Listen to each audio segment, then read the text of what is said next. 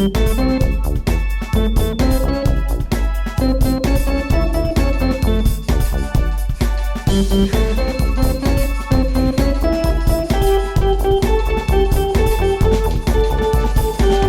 would seem as though. Hi, it's me. Oh, good morning. It would seem as though we are back for another week of the podcast that people can't seem to remember the name of. It would seem as though. And I know I've told the history of it that it was actually the name of a gossip column that I had in the papers, the gay paper, years ago.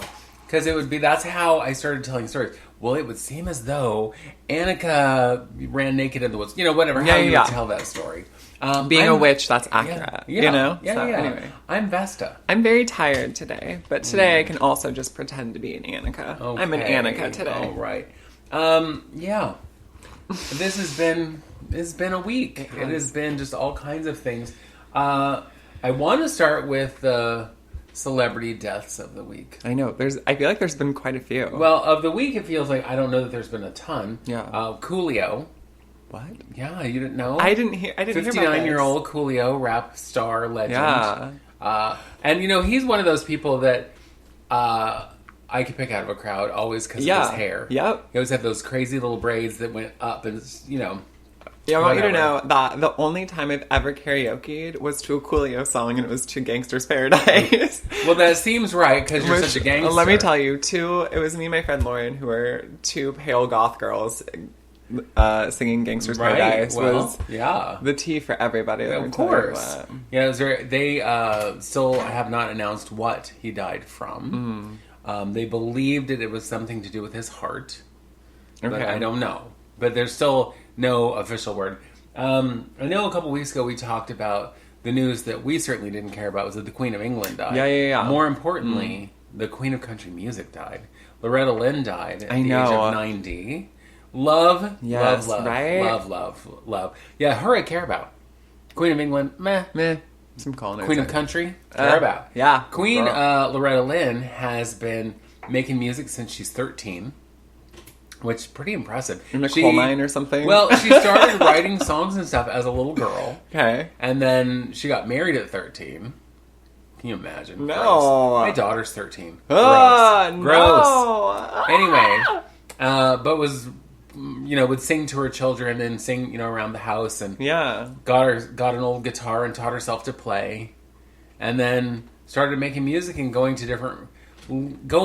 from radio station to radio station to radio station, trying to peddle her music. Yeah.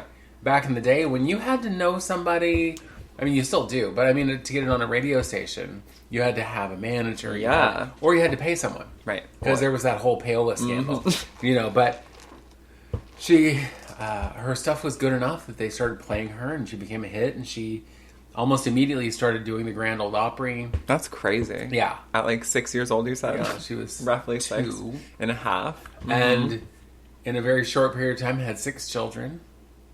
Stayed married to that man until his death.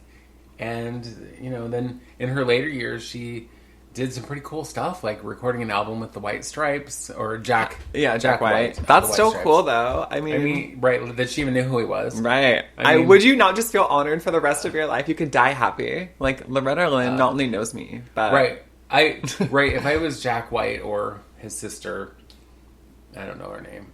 The other White. The other White?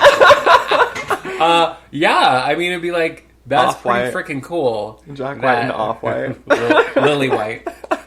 Okay, I don't really know her name. I don't either. But, yeah. So, rest in power, Miss Loretta. You have given the world tons and tons of cool music. You know, the other thing that she was doing that nobody else was doing is in the 70s, she was writing political music. And in country music, that wasn't done. Okay. Like, she did a song about women's liberation. And one of her very popular songs was about the pill. Wow. You know, she's a true feminist, you guys. She was, you know, and it's like, when her husband was like, well, you can't do that, she'd be like, but I just did. So, now what? You know, and so, we salute you. I love that. Another death that I wanted to talk about, because we actually just talked about her not that long ago, on the pod was Sasheen Littlefeather. I know. She finally got an apology from the Oscar. From the Academy. From the Academy. So if you don't remember, Sasheen Littlefeather was the Indigenous woman who went on stage and rejected the award, the Oscar, for, what's his name, for what's it called? Marlon Brando for Godfather. Yeah. And she gave her a little speech why, and she was, like, booed, and, like, John Wayne wanted to beat the shit out of her and had to be, like, restrained by security. And later in that night, like, Clint Eastwood gave a speech and was like, this is for all the cowboys who, like, fought the Indians or what the fuck ever. But she was, like, 27 years old when she did it. 25. Okay, so she was very young. And I think it's brave in a room full of white people who are booing you. Well, not only that, I mean, she's 25 years old. She's not in the industry. And you throw her... Basically, he threw her... in a Shark Tank. Yeah. It was like, here, you go talk to these people, knowing full well what kind of reception she was going to get. So I thought that was, for Marlon, I thought that was kind of fucked up. Agreed. But and why can't you do it? Like, why can't you just be like, I'm not taking this and these are the reasons why? Well, because he was above it. Right, he's above it, so he sends the help. Yeah, basically. I mean, and that's what it came off as. As like, I can't possibly deign to accept this award. Yeah. So I'm going to send this lady and make a statement. And for years, people said that she wasn't even a real Indigenous person, that she was just some actress who was faking it. That's so annoying to me. Really. And it's like white people saying that as white people are playing Indigenous people. Everyone knows that that white girl with the blonde hair is really the Indigenous one, not this brown girl with the one who it looks Indigenous. That's so weird. Blah, blah. Anyway, so rest in peace, Sasheen. I'm glad though that they did the right thing prior to her death, because that's really not Hollywood's way. No, they're usually it's like, oh, they died. She dead yet? Yeah. Let's give them an award, or let's give give her every Oscar, right? Like now, let's give her every Oscar, and she's not even like really an actress, right? I know. But the in memoriam. I was like, they're not writing her a note. Here's a note. We're gonna stick it on your casket. In memoriam segment of the Oscars this year, I bet you that she'll be featured in it. Yep, everyone's gonna be wearing. And all the people in the audience will be like, "Who's that?" Everyone's gonna be wearing Native American attire. People are gonna be wearing headdresses. They're gonna be like putting their moccasins on. You know what I mean? People are just gonna be like, "Look, I always loved her." Yeah, she was my favorite. She was my hero. Tribute to her. On totally separate, different, weird news. Tell me. I was taking the kids to school the other day and was listening to Sirius XM, and the DJ of that channel was like, there's news this week that Abba has reunited. And I'm all, Abba? They owe. They owe. And what are they reuniting for? Well, turns out, and he was talking about a concert series and blah, blah, blah, and it was all Abba. Yeah. Because the two men of Abba, in case you don't know, Abba stands for the names of the four people in the band. Right. Which is... And they're Swedish Agnetha, Benny, Bjorn, and Anna-Frid. So, very common names. Very common names. It's easy to mix them up with other people. But Benny and Bjorn have been busy writing, Mamma Mia and different things. Yeah, so they've been busy and rolling in the coin. Sure, like you do. But Agnetha and Anna-Frid years ago retired, and they were just like, no, we're good. We're solid. We're going to do our thing. The money's still rolling in. We're good. Yeah. Well, so I went and I looked it up, and yes, technically, they did get back together and record an album. Okay. And there is going to be a concert series. It's called, oh God, the word ran right out of my head. They're going to do a series of concerts at a special venue in London. Okay. So it's going to be there for 4 years. But it's avatars. Oh my God, interesting. It's going to be, so they will look like they looked when they were in their 20s and 30s, right? How cool. And they went in and recorded all new vocals.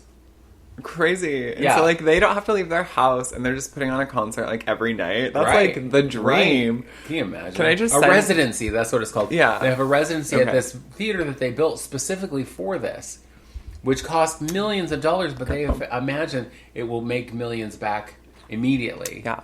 And then it'll run there for 4 years. Yeah, yeah. So it'll be a big tourist thing. Yeah. That's cool, though. Yeah.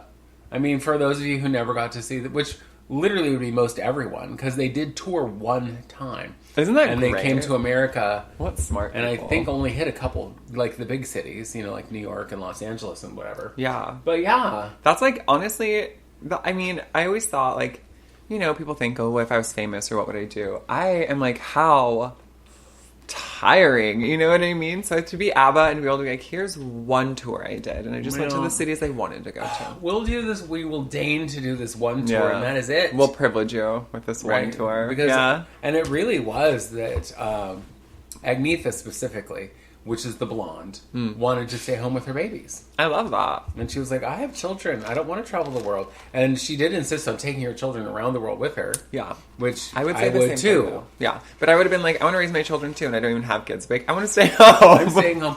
I will just allow the money to roll in. Yeah. That's what I'm going to allow. I will allow it. Mm-hmm. I will. I'm very gracious. Keep buying. Well, and Abba was huge in the 70s. Okay, yeah. Bigger around the world than they were here. But they were pretty big here. Yeah. I mean, they had big hits. But it was when they released the movie Muriel's Wedding. Oh, yeah. With Toni Collette. I love her. Which is billed as this hilarious comedy. And to me, it is just sad. It's not funny, It is sad. But the entire thing is, she's living her life as if she's in an ABBA song. And so the entire soundtrack is all ABBA, which kind of re-sparked, the interest in ABBA, and then their album started selling again. Mm-hmm. When did Mamma Mia come out, the play? Because we saw it years and years. I feel like I want to say 98. We saw it when you were 14? Something, 14 or 15? So like 20 years ago? Gee, 18 years ago? How dare you? Wasn't it? I mean, it was when we went to Disneyland. With you and your sister. First of all, if I was 14, it was only 19 years ago. And if you're going to be... Oh, watch your mouth. In a couple minutes. So... yeah. So but it was 18, 19 years ago. So we saw it, and then it came out, I think, in 98. Okay. And then the movie came out many years later. Yeah. And then Mamma Mia 2. But that's all also ABBA, so... But they also did another play called Chess, which didn't really go anywhere. It flopped. Okay. But it had a huge hit from it, which is One Night in Bangkok. Okay. Which was all over the radio in the 80s and whatever. How great. But yeah, so, they're not hurting for the monies. Evidently they're okay. Yeah. And with this new tour, God bless them. They'll be all right. They'll be okay. They're going to make it. I've been very worried. Yeah, concerned. I'm very concerned right about now. the rich rich Swedes. They, they were the number one export from Sweden. Could you imagine if you were commodified? If you were commodified so much that not commodified. Commodified. But if you were commodified so much that what you produced was like the highest export of your country, that is the craziest thing. It's the same with Bjork though for her country. Well, but I think it's her and ice. What else comes out of ice? I mean, fairies and gnomes and elves. But they stay there. I know they're all they're like, the rest of the world. The rest of the world sucks. Girl, we're staying here. In I can't leave. Yeah. Yeah. That's why I can't wait to go and just disappear in Iceland. You'd be like, it was the fairies. Except I watched this awful TikTok and someone was like, Iceland's really pretty, but there's a lot of things you need to be aware of. The ground will just give out underneath you in some places, and it's a hot spring. And it'll just boil you alive. Okay. Well, sure. Yeah. Which, I am cold often, but not that cold. I don't want to be boiled. I don't want my skin to come off my bones. You know what I'm saying? No. Oh my God, that reminds me. And this kind of almost sort of ties in with what we're going to talk about today, is when I was in beauty school, there was this woman who, a regular client, came in one day and she was all just at 6s and 7s, and I was like, what's going on? And she said that her son had been found dead in a hot spring here in Oregon. Okay. And was he being dumb? Apparently. So I said that quietly so not everyone got offended. He was apparently drinking and passed out in the hot spring and drowned. Oh. No, she was like, I am certain his ex-wife killed him. Yeah, was his ex-wife the hot spring? Was she Mother Nature? Well, no, she apparently snuck up there, poisoned him, stuck him in the hospital. Witchcraft and wizardry. Yeah.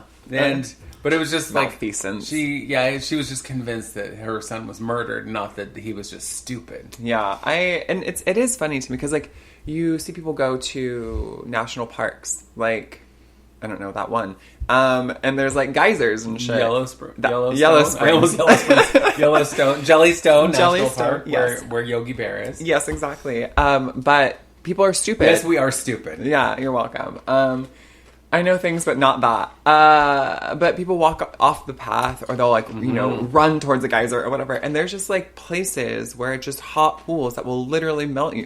And people think it's fun and cute. Or when a geyser goes off, like, what are you doing? Like, there are paths for a reason. Like, there's not... What about the people that get out of their car because they want to get a picture with a moose? Yeah. Or a bear? I don't get it. Or whatever. It's like, just take a picture how of it. stupid are you? Yeah. Really, take a picture and then just Photoshop yourself in. I mean, or just take a fucking picture of it. Like, you know what I mean? Why do you have to be in it? Who cares? Just take a picture of it. You were there, you dummy.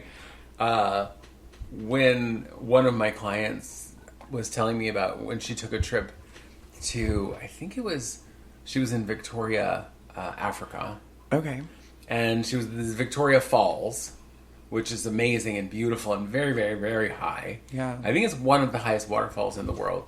But there's this place, this little kind of bowl you can sit at the top. Okay. Where you can sit in the waterfall without worry of, you know, going over. It's deep enough. You know, because it's a pretty strong pull of water. Yeah, but no thank you. But it stresses me out. The week before she was there, this stupid tourist was like, hey, can I get my picture? You know, and so she asked someone to take her picture, and she's standing like right up at the edge. And as she started to go over the edge, grabbed two guides and took them with her. Holy fucking shit. It was like, oh boy. Oh boy. Stupid people. Yeah. I'm sorry, but I would be like, can you take my picture from around the block where you can kind of see this? If the waterfall looks little, then we're far enough away, you know? Yeah. So you called it Victoria Falls, which, yes, that's what everyone knows it as. But I'm in the habit of trying to learn, like, the indigenous names for things and not call it by, like, the colonizer name because...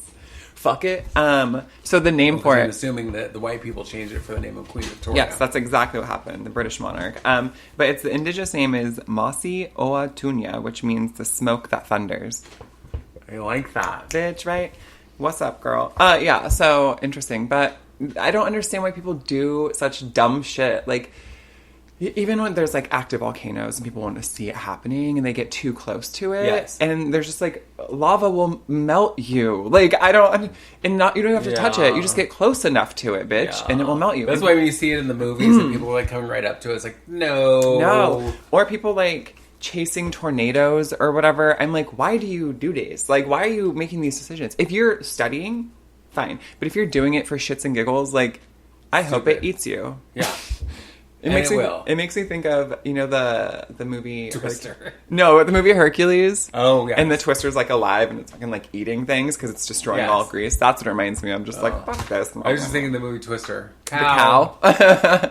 Oh, another cow. Actually, I believe that's the same cow. Yeah, right? I randomly, to this day, will just say that. I'll be like, oh, another cow. I love that. Well, actually, I believe that's the same I love that movie. It's such a terrible and delightful movie all at the same time. It's so great. Well, that was the year of Helen Hunt, where she was in everything. Yeah. That was the year, I think she made 742 movies so that she could get all her coins. Because she knew that, you know... She did the Abba It wasn't thing. going to last. She just did everything in 1 year and then did. retired. And then she was... Everything. Because it's like, oh, there's a new movie. Is Helen Hunt in it? Yes, she is. All right. Anyway. There is these two stupid Christian girls. Love them. Who have... They have their own little podcast, and they have their own little YouTube channel, and they're called Girl Defined. Okay. I hate Look them up. They're idiots. So, my good friend, Trixie Mattel, reacted to one of their videos a long time ago, a couple years ago. It was called Wearing Makeup in a God-like fashion, or a God-approved something. Ew. Where you're, you know... Well, however you're wearing your makeup is going to make God happy, because God gives a shit how you put on your mascara. But it was like, whatever. So that being appropriate and, like, I don't know, a little drizzle of makeup so that you look natural. I don't get holy it. water, but and some crackers. Recently, they did another video where they were attacking drag queens because, as they say, what is wrong with the world today are all of these men who want to dress like women with oversized breasts and padded asses and blah. They don't say asses, though, because they're Christian girls. But that this is being pushed into the forefront of the media. Bitch, ain't nobody pushing it. Girl, there is a big draw for it because people find it entertaining. The gay agenda. I know the gay agenda is, brunch, antique shopping, whatever. Turning all children gay. Turning all children gay. Well, and that's the thing. Tiring. They're like, they're trying to take these children to nightclubs to see the gay drag shows. And it's like, ain't nobody taking children to nightclubs. No. They're taking them to, like, the drag queen reading at the library or an all-ages show at Hamburger Mary's where it is appropriate music. Yeah. In fact, I remember the one day I was watching a clip of one of the shows at Hamburger Mary's, and this queen in New York, who ordinarily I know her name, but it's just whatever, to appease this one little kid who was in her audience, sat down and did the Baby Shark song. I love that. And she literally sat on the table, legs crossed, and did the Baby Shark song. That's so cute to me. Of course, the little child was just thrilled. Why can't just let drag queens run more things? I know. Do you know what I mean? Let it be black women and drag queens, and the world would be better. Do you know what I mean? Yes, absolutely. What do I know? But it was, they were all like, "This is why the world is messed up. Mm-hmm. This is why. This is why I'm hot." Yeah. You can't even say that around my daughter because she's like, "No." I know. No. I can't say it around your husband either because he'll just say, "This is why." Yeah, exactly. Well, singing, meh. He talks it. It's spoken word for him. Right. I love it. What's funny too is when you're like doing makeup in a Christian way, I'm like, what makeup did God approve of? Like when you had to smash berries to make your lips red, you know what I mean? Mm-hmm. Or use nature to create cosmetics. Bitch, you better go out and forage for some berries to get that lip color right. You can't go to the MAC counter. Indeed. But Indeed. They probably wouldn't go to MAC anyway. They'd probably go to Clinique or... Well, is there a good, Mary Kay? Oh, Mary Kay, girl. I bet Mary Kay is a good Christian company. Yeah, because their pink Cadillacs and their there's too many queers and weirdos who work for so many makeup companies. So the other thing, tell me, do you know who Brett Favre is? Like the football player? Yeah. Did you know he's in the center of a big scandal right now? No. He's in the center of a public corruption scandal in Mississippi because he and some Mississippi lawmakers are accused of misappropriating $94 million in federal welfare funds between 2017 and 2020. Why, you ask? To build a stadium.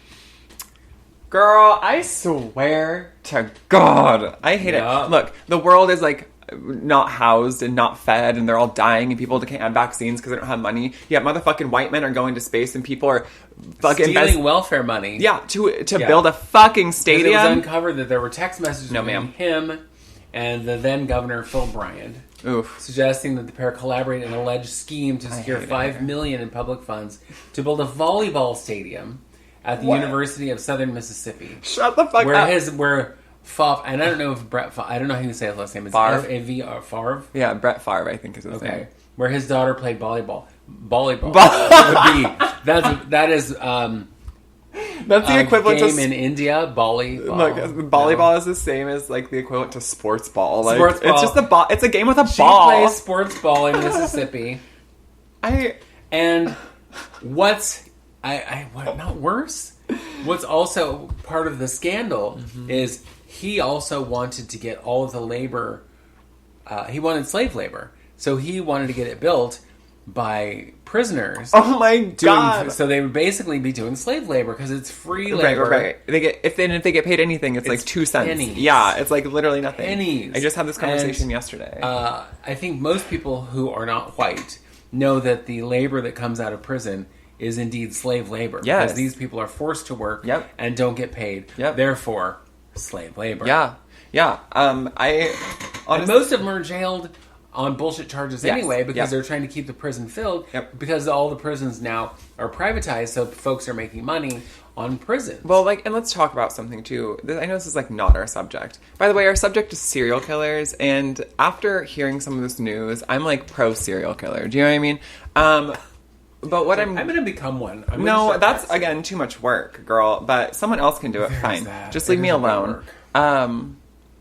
So words about things. What was I saying? Words about things. I don't know. I don't remember say either. some words about some things. Mm-hmm. But now I don't remember. So stupid. Well, that happens. You know, I'm old.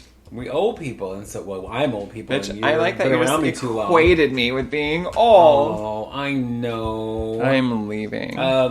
And with it still being Hispanic Heritage Month, wanted to just give a shout out to AOC. Yes, ma'am.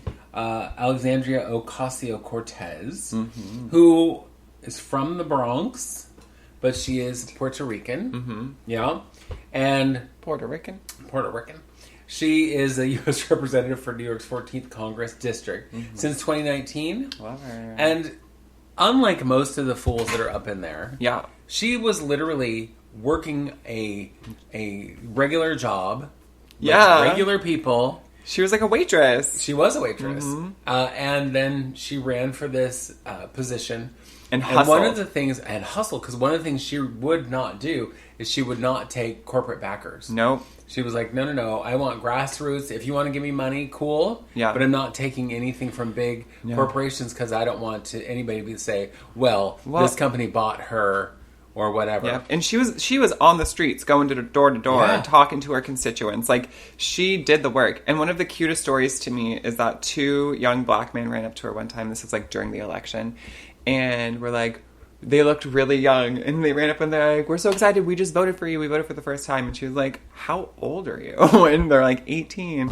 But she was like, that's like, they probably would have never voted, you know? But the fact that like she and her people were on the streets doing the work and making the change, like, people gave a shit. And that's what I mean, listen, I don't idolize any politician, fuck them all, but if you're gonna be one, be a good one. Try to do something that's worthwhile, you know? She is the youngest woman ever to serve in the United States Congress. Love that. One of the things, and I think a sign of that, is she has such a social media presence. Yeah. And what's funny to me, one of the things, is as she was running for office, because people were scared, because this feisty Latina was getting a lot of traction. Yeah. Obviously, because she won. Yeah.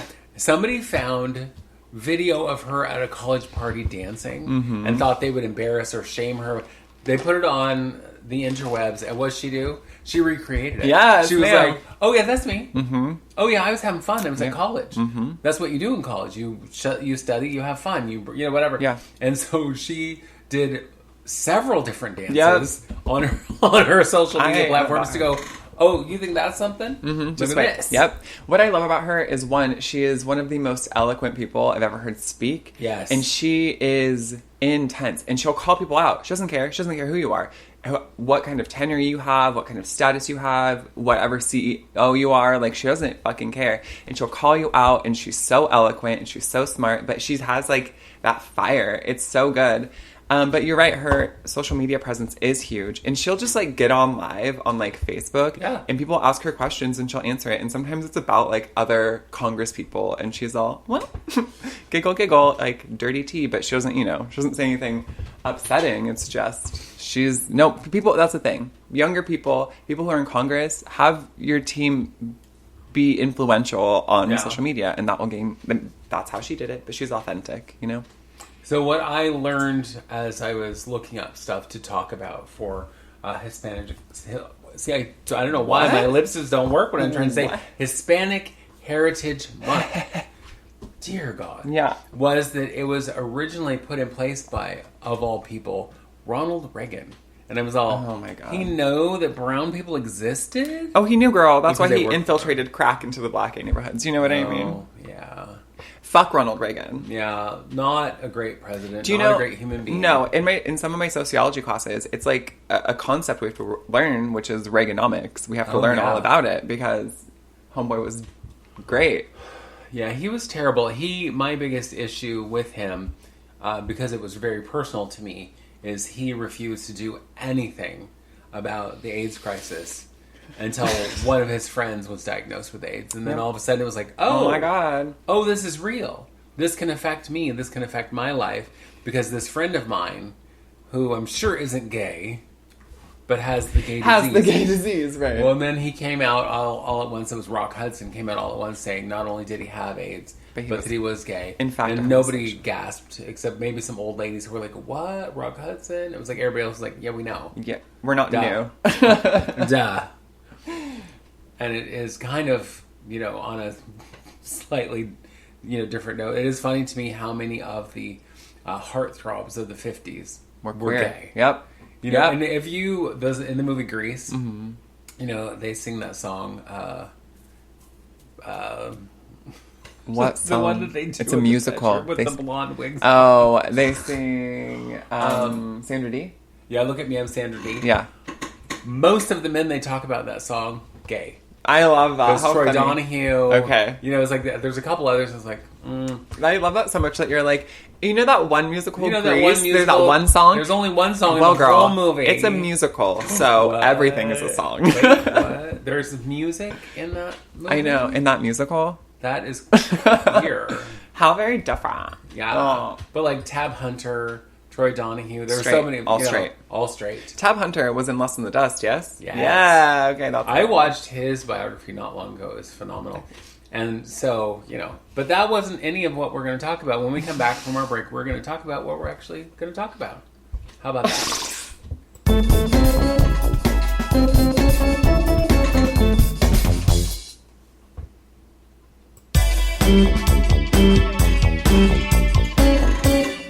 I like how you said you're holding your mouth to not laugh. We're going to talk about what we're going to talk about. I know. What I meant to say is we're going to talk about our topic today. Yeah. Which is serial killers. Because, girl, we talk about what we're going to talk about the folks all the time. Who murdered Captain Crunch. Yeah, it was tragic. It was really bad. It was you guys, so you don't understand. It was really bad. Yeah, so serial killers, good? Listen, times. Okay. I want to talk about... What?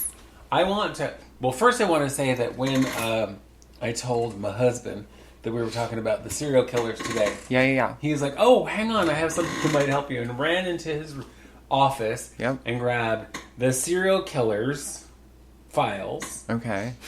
And the encyclopedia of serial killers. So funny, yeah. I'm like, I wasn't planning on doing a whole lot of research because that's not my style. Sure. To know stuff and be accurate. Who does that? Ew. One of the first people that became a well-known serial killer was Vlad the Impaler. Mm-hmm. Now it's interesting because I was reading a story and I've known about Vlad the Impaler forever because he is the legend who Dracula is based on. Because his father was called Dracul and he was Dracula, which meant the son of. Yeah. And he was fucking brutal. Yeah. I mean, I've seen pictures forever of where he put people on spikes to kill them. Yeah. I was just reading, however, that sometimes when he felt spikes went, he would put them on a spike through their mouth. Hot. Or up their ass. Or whatever. Well, ew-y. And this was in this book, what's called the Serial Killer Files. It was saying that there are people who say that he wasn't really the monster that he's painted to be because he was actually a strong leader. Okay. Well, you can be both, dummy. You don't have to murder people.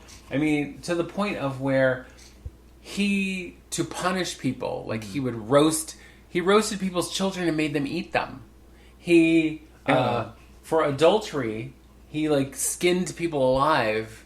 Trigger warning, this is a really intense episode. Now a warning? But I was reading this and I'm just like, what? He would skinned women alive and carved out their genitals. And so Jesus Christ. That is not a good leader. That is just a crazy man. He's just a really good butcher. Yeah. This was once he was supposed to have been so shocked to see a peasant woman had fashioned her husband's shirt far too short. So he took a red hot poker, thrust it up her vagina and out her mouth. But then, to make up for it, he gave the peasant a new wife. He gifted him with a new wife. Okay, you know what? So, I mean, really, I think for most today's serial killers, they got nothing on this guy. No. This guy, I mean, literally, and he killed thousands of people. Thousands. To be fair, it was a very different time. Laws and codes were not the same. To be fair, he was just raised. Killed lots of people. He was raised at a different time. It was acceptable. Was it? No, probably not. He not. was considered a monster even for his awful time. It's like quack quack. He didn't learn shit. Listen, blah blah. Some dead people on spikes. What I did learn was that there were recently. I learned about Bram Stoker. Bram Stoker. That's his name. Stoker, not an R. Anyway, unless that was his porn name. Maybe. He was a homosexual, first of all. Just in case you're wondering. Second of all, he was the one who made the story of Vlad the Impaler really popular, because he is the one who, like, really morphed Dracula into being Vlad the Impaler, right? Because the stories before that were a little different about, like, the living dead or the drinking of blood. But then when he did research and learned about Vlad, that's when it got, like, that Eastern European, Transylvania kind of vibe. And then they were, like, majestic, wizardy kind of old vampires, you know? So I think that's really interesting. This homosexual who wrote, like, horror science fiction, essentially. Well, now that you just outed him on our show and you didn't even tell him that you were going to out him. Sorry, you've been dead for a century plus, so if people didn't know you are gay. Also, I'm not the one who did it. Watch on Shudder or on Hulu, I can't remember, but there's, like, this queer show that's all about horror and Halloween. Alaska. Yes, it's on Shudder. Okay, Alaska is in it. Alaska Thunderfuck. But it's amazing. And that they talk about Mary Shelley, and they talk about whoever I just talked about, Bram Stoker. But yeah, anyway, good times. Okay. So serial killers, you go. Okay, so I have a wealth of knowledge about serial killers because it used to be one of my biggest obsessions. And right now, I feel like not everyone, but most people are finding their love for serial killers because of the Jeffrey Dahmer show. The Jeffrey Dahmer show. Da-da-da-da-da-da. No, it's called Monster, the Jeffrey Dahmer story. The Jeffrey Dahmer show. He got up on stage, ate people. Did a tap, and then ate some people. Ta-da! It is on For Netflix. my next trick, I'm going to make this grown man disappear. So it's on Netflix. It stars Evan Peters, who's from American Horror Story, and the director is Ryan Murphy, or the creator is Ryan Murphy. Right. Niecy Nash is in it, and if you don't know who Niecy Nash is, you should go find out. If you don't know who Niecy Nash is, get out. Yeah, there's a lot of people in it. Molly Ringwald is in it as Jeffrey Dahmer's stepmom. Like, it's really great, but it is an intense fucking show. Because Jeffrey Dahmer was unhinged, but he was, like, drunk and, like, void of any emotion for a long time. And he targeted young, like, black and brown boys. So he moved into, you know, a predominantly black neighborhood and, like, would lure men into his apartment. He'd go to gay clubs. And he wasn't super out as a gay man because he was, like, his family was upper middle class, white family. To be gay, girl, no. But his whole gig was that he wanted to create, like, a love zombie. He wanted somebody to stay with him forever who didn't ever want to leave or couldn't leave, and that would just love him. So he literally just tried to create somebody who would love him, and he did so by attempting lobotomies, but not like the way a doctor would have done it with, like, an essential ice pick through your fucking eyeball, you know? Wow. He used drills to the frontal lobe of the brain. And that didn't work? No, it usually has killed people. But he had, like, 50-gallon tubs of acid in his room, and he had severed heads in his refrigerator, and the smell coming from his apartment, the noise of power drills, the screaming, and the woman who was his neighbor, who Niecy Nash plays, would call the cops regularly, all the time, hundreds of times, and said, like, this is happening. But she was a black woman. And he was a young white man. So who's going to listen to her? Exactly. But there are many, like a couple guys got away. So, like, a young Filipino boy who was, like, 14, he got away somehow and booked it. And when Jeffrey Dahmer showed up, the cops were outside, young Filipino, and then his neighbor who had called the cops. And Jeffrey was like, he's my boyfriend. But they didn't check any ID. The kid was he was drugged. He was completely out of it. He didn't look like an adult, you know? And the cops didn't do anything. They said, well, he said it's his boyfriend. And I told you yesterday that Jeffrey Dahmer would kept saying things when the cops would come around. He'd be like, oh, you don't want to look in there. It's just gay stuff. Or like, oh, there's gay stuff in there. We're just doing gay stuff. We're being gays, big old queers, whatever. But because in the time, it like grossed the cops out. Yeah. They would be all, ooh, nope, we should go take a shower. Like, you're fine. Just like, don't let it happen again or whatever. But like time and time again. And it wasn't until the last boy, he was probably early 20s, met him, young black man, went back to his apartment. Jeffrey drugged him and then handcuffed him. Somehow he got out because he beat the shit out of Jeffrey Dahmer and sprinted away and flagged down some cops. And he's like shirtless with one handcuff on, and like it's intense. And the cops come back and go into Jeffrey's apartment and it stinks, and they see blood on his mattress and like Polaroids of like mutilated bodies. And so they finally then arrest him. That was enough, eh? That was finally it. And so then all the neighbors are like, we've been telling you. You know, like, we've been saying it. This could have been stopped a long time ago. And did they have any idea how many victims he had? I think so. But it's, I don't know the exact number. I can look that up, though. But I want to say it was like 24, maybe. Wow. But he was also killing people when he was younger. Like, he like picked up a hitchhiker he was like, oh, I'll drive you to this concert, and killed him. This was before he even moved to like Milwaukee or wherever he lived. Yeah. Yikes. Yeah, he was a gross person. You know, you were mentioning 17 people he killed. 17. You were mentioning that the cops didn't seem to care about because he was queer. Yep. Well, I was reading an article this morning about this queer serial killer in Toronto. Okay.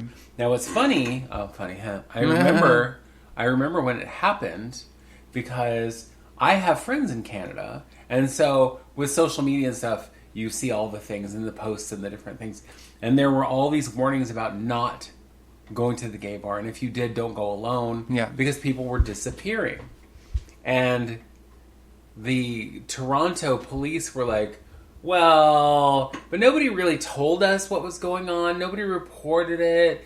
And the people who had reported the victims missing were like, oh no, we reported it. We said that, you know, this guy went to the bar, never to return. Yeah. And they were like, well, but it could have been anything. And so the police really dropped the ball. And then later were like, well, it's not really our fault because they didn't really tell us what was going on. Yeah. But they didn't investigate it because they didn't care. Because it was happening in the queer community. Yeah. It also happened in the queer community in Denver several years before that, where young boys were just disappearing. Mm-hmm. But they, you know, it's like the one in Denver, people started going missing from the bar. Yeah. And it was happening very frequently. And what it was this man, a married man, who, when his wife would be out of town visiting her family, he would go to the gay bar, pick up some young man, take him back to his house, and asphyxiate them. Love that. So the autoerotic asphyxiation thing, but he would take it all the way to death. I mean, just asphyxiating is just choking them out. Right. And then bury them somewhere on his property because he had a huge lot of property. Jesus Christ. And I do not at this moment remember, because I looked it up and I couldn't find the details to it, because I don't remember his name. But it was his wife in the end who turned him in.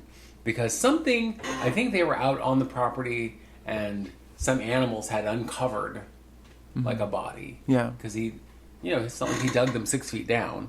He just put them in the ground.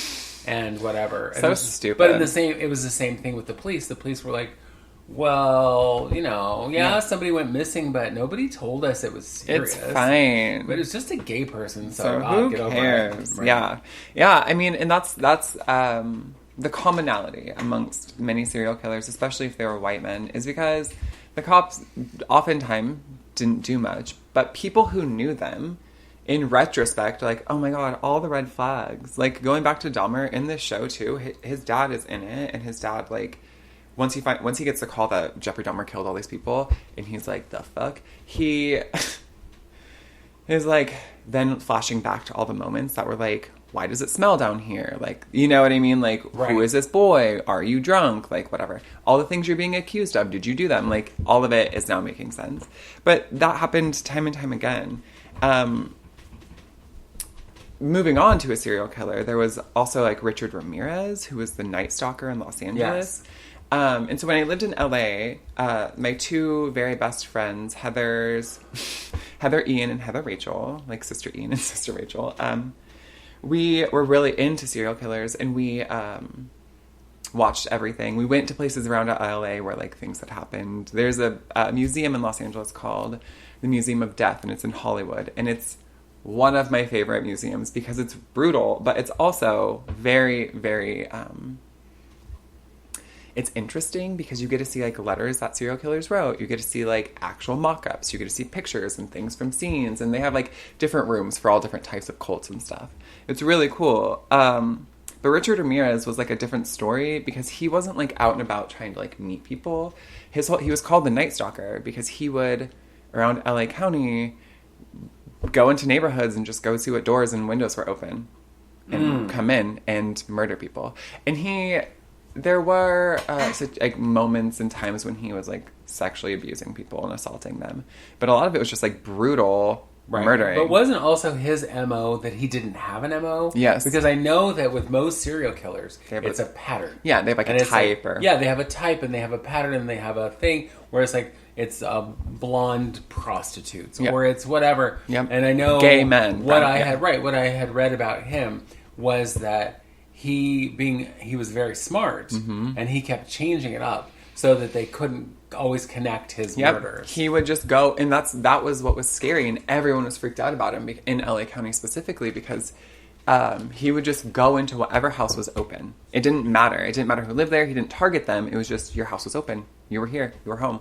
And that, to me, is more terrifying than someone targeting you, you know? Because, like, if you can find out that person who's, like, trying to get you, it's different than a mystery.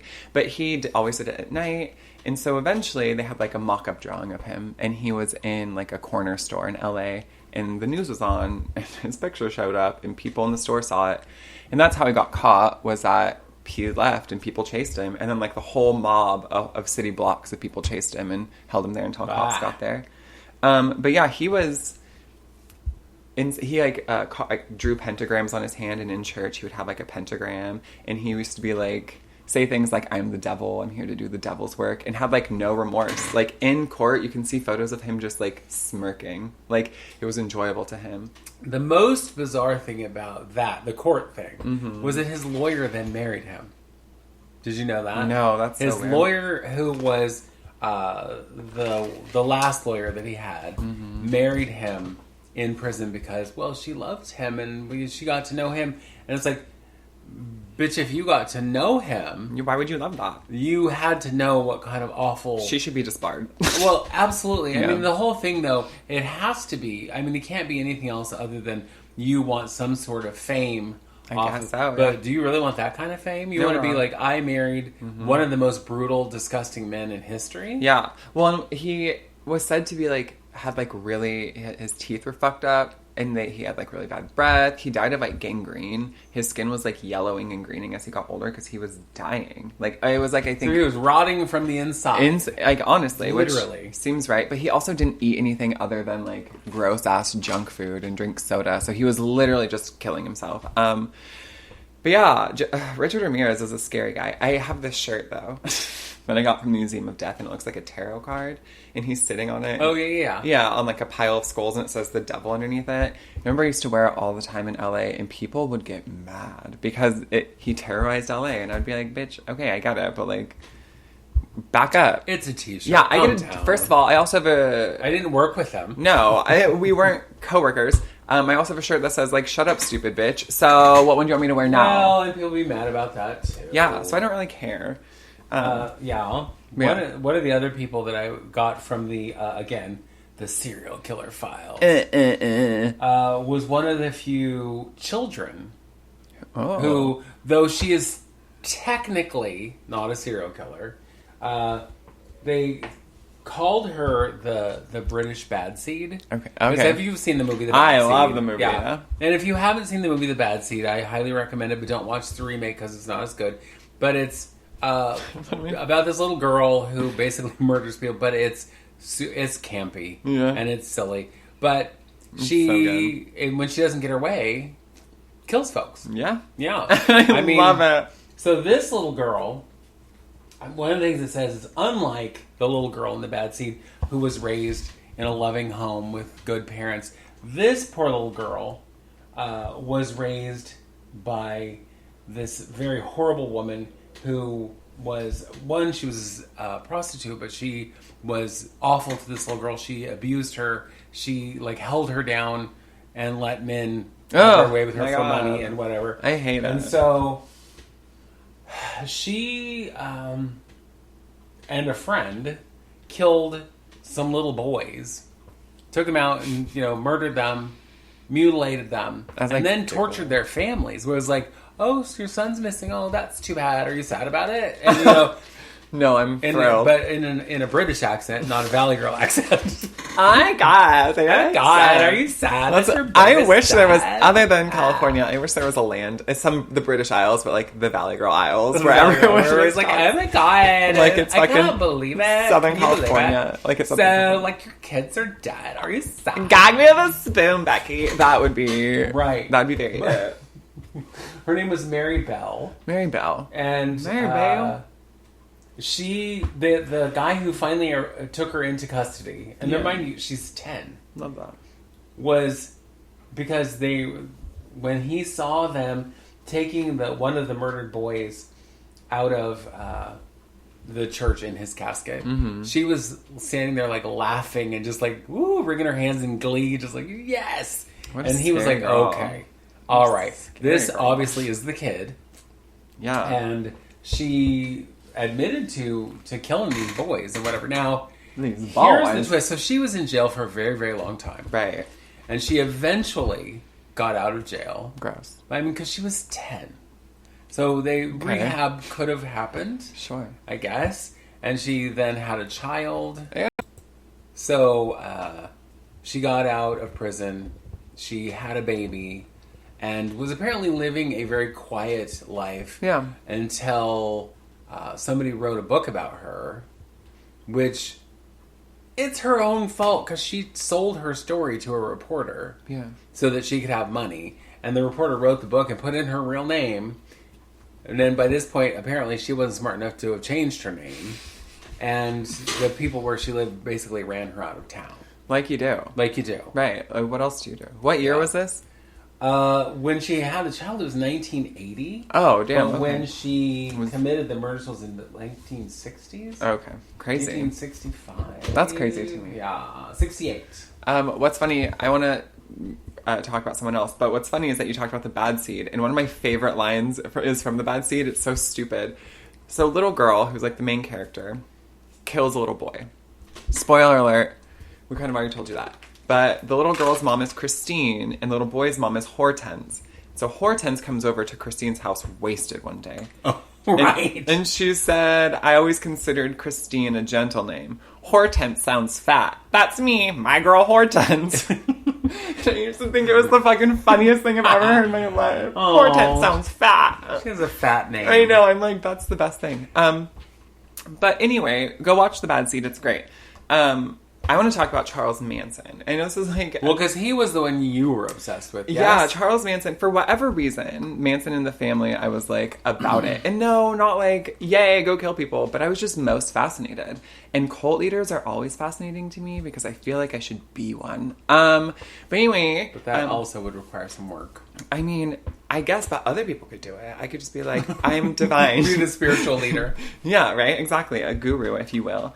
But Charles Manson, people always say, like, well, he didn't really kill people, right? He had his family do it. His people and that's yes. accurate. For the most popular murders, yes. But he absolutely killed people. And he killed multiple people. But it was, like, one-off. He shot someone on the beach in Santa Monica. You know what I mean? Like, there were other times in his life, not necessarily in California, where he killed people. But he was more of a cult leader than a serial killer. But he just manipulated all of these young hippies with sex and drugs. And what's funny is he was, like... 5'5", maybe shorter than that. He was tiny, but he would drug people with LSD, and they had a commune, and the children that were birthed were all like raised together and whatever. Everyone kind of like shared everyone else. It was very weird to me. But they all loved him, and it was the hippie era, right? So the 60s, the hippies were everywhere. There are a lot of people who were hippies. And so it really fucked up the world after his family did what they did, right? Because it was like 1969 and it abruptly ended the hippie era because there was this group, this family where that looked like every other group of hippies, but they were going around Los Angeles slaughtering people. And that really shook the fucking world up. And I remember talking to someone I used to work with who was an older woman, and she lived in Los Angeles at this time. So she was a teenager. And she said, she's like, I was a burnout. She was like, I was a stoner. I was a hippie. Like, it wouldn't have been uncommon for me to be around people like that. And she was like, but once that happened, literally people, like, backed away from it. Yeah, it's so odd because, like, the hippie movement was all about, like, peace, love, and... Peace and love. Yeah. Well, but I know, and most famously... I know he murdered his family. The family murdered Sharon Tate. Sharon Tate, and in that house was some last name Folger, and the heiress to the Folger company. Oh, okay. But there was multiple people, and they did brutal things. And the whole point of it, the book is called Helter Skelter because Helter Skelter was race war. Because Manson thought if he could start a race war, then he could rule, and so he thought, we're going to commit these murders. We're going to do all these things. We're going to write pig in blood. We're going to write, like, Helter Skelter. We're going to make it look like black people did it. And then that way, when the cops come, they'll target black people. And so when this war breaks out, because the black people are innocent, there'll be the war between the blacks and the whites. And the Manson family will go underground. And once the war's over, and black people will win because they're physically superior to white people. And this is his thought. This is, like, his whole ideal. Okay. His manifesto, as it were. Yeah, since black people were physically superior, they were going to win. And then the Manson family would come up from underground and then rule over everyone. Because even though black people are physically superior, they're no way, like, intellectually or, like, morally superior than Charles Manson. So, because he was the second coming of Christ, he decided that was what he was going to do.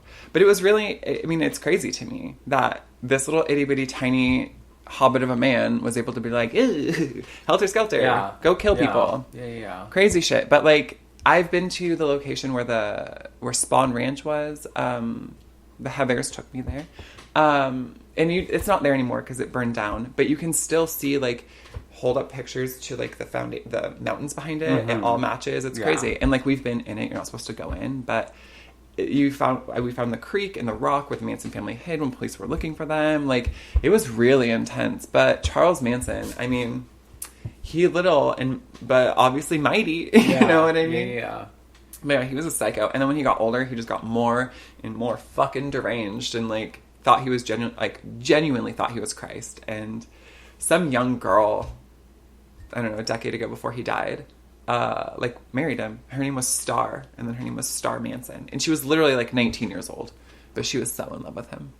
What? And I don't remember. I know there was something with her, like, wasn't she going to, like, try and sell his DNA or something? Something, yeah. She was trying to be weirdo. She also wanted to have children with him, and I was like...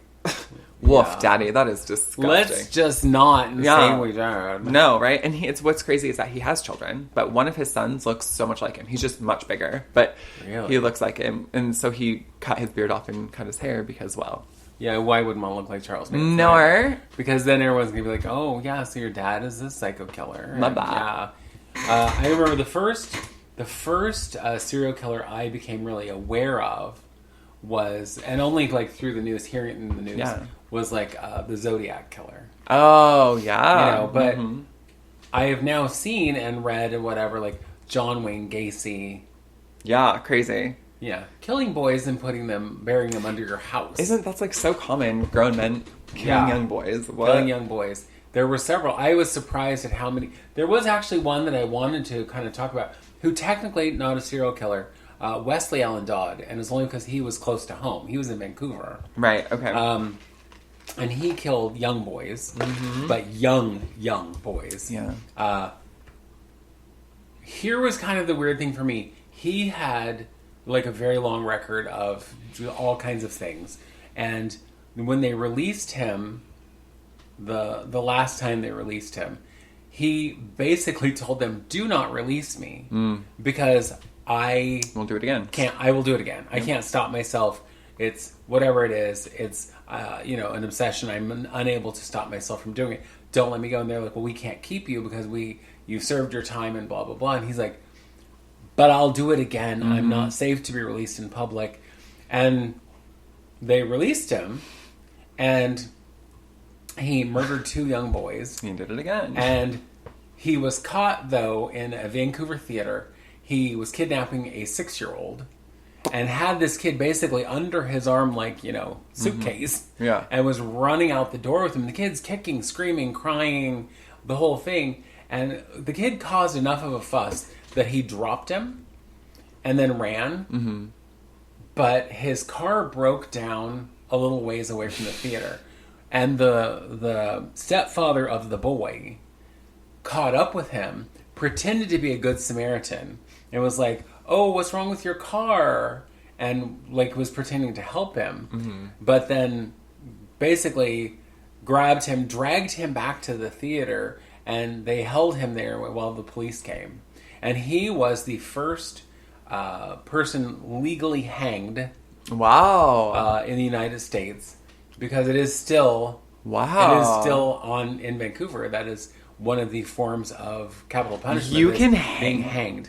And you know how when you get if someone gets found guilty of murder and like they get the death penalty, automatically they get what's it called when they're going to get another trial. But they automatically have a retrial. Appeal. Yeah. It's automatic because they're like, and he said, no, I don't want an appeal. Yeah. Just kill me. Yeah. And so they did. And at least he's a serial killer with a conscience. I know. And it was a weird thing because I actually felt conflicted. Yeah. Because it was like, I mean, not that he killed people. Yes, he should have been killed. But he should have never been released from jail in the first place. They should have trumped something up. They should have been like, oh, well, we found these drugs on him. Look at all these unpaid parking tickets. Something, anything. But anyhow, so unfortunately, that's where we're going to have to end this because we barely got to talk about it. But we did. But it's good. And if you want more information, really, get the serial killer files or like tell me you want to hear more. Serial killers or write to us and tell us that you would like to hear more about it because I can guarantee you that Annika knows and what's lots funny more about is it. You were like, you're going to know more than, you're going to know more about serial killers than me. And like, true, but you did just fine. Why, thanks. You did great. A+. Thanks. I don't mind being your sidekick, so it works. So listen, but if you do want to know more and if you have comments and questions or you want to have us thrown off the airwaves, too bad. But go write fuck us, yourself. But write us at itwouldseemasthough@gmail.com. Subscribe, share, do all the good things. Download a podcasting app first. Like, go do that. And if you're not there, start with that. If you're not there, you don't. And any podcasting app, really, because we're on almost all of them, which I love. We're practically You can find famous. us anywhere. We're literally so famous. We're so famous that tens of people know who we are. That's okay. Yeah. I think more people know who we are. It doesn't mean they listen to us. But it's fair. That is fair. So with that, we will wrap it up. And, and hopefully we'll be back next week because somebody has COVID in her house. So we'll see. It's not me. It's not me. Guess who else? Guess who else it is. You. All right. Peace out, Girl Scouts. We'll see you next week. Bye. Bye. Oh, I got it.